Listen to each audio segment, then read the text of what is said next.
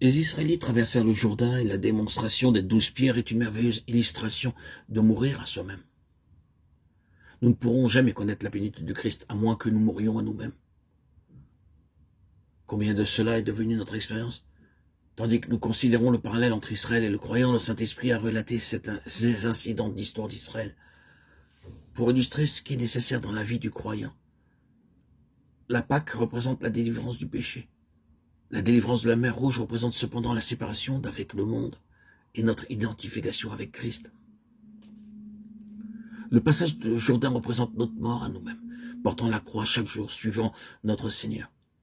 Il est important que ceux qui connaissent le Seigneur Jésus-Christ comme Sauveur réalisent non seulement qu'ils sont rachetés du jugement, mais qu'ils sont séparés du monde et qu'ils ne peuvent plus longtemps se dominer eux-mêmes. Si vous êtes seulement un enfant racheté de Dieu, vous ne pouvez pas entrer dans la plénitude de Dieu, à moins que la mer Rouge prenne soin de vos ennemis et le Jourdain prenne soin de vous-même. La plénitude de Dieu est ce qui devient la propriété du croyant par Christ habitant en lui. Ayant reçu Christ, nous le possédons, mais il désire nous posséder pleinement. Il nous possède seulement lorsque nous lui obéissons et nous nous soumettons à lui. Toute la jouissance de la plénitude de Christ dépend d'une seule chose, l'obéissance.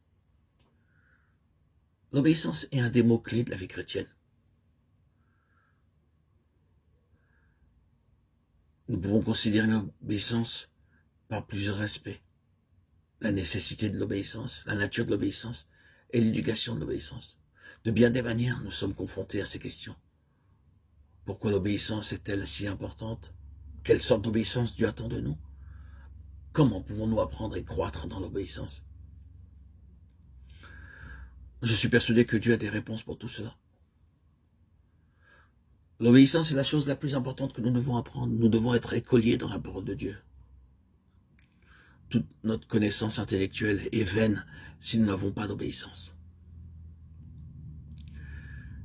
L'obéissance est nécessaire. Ceci est la chose qui détermine toute notre véritable grandeur.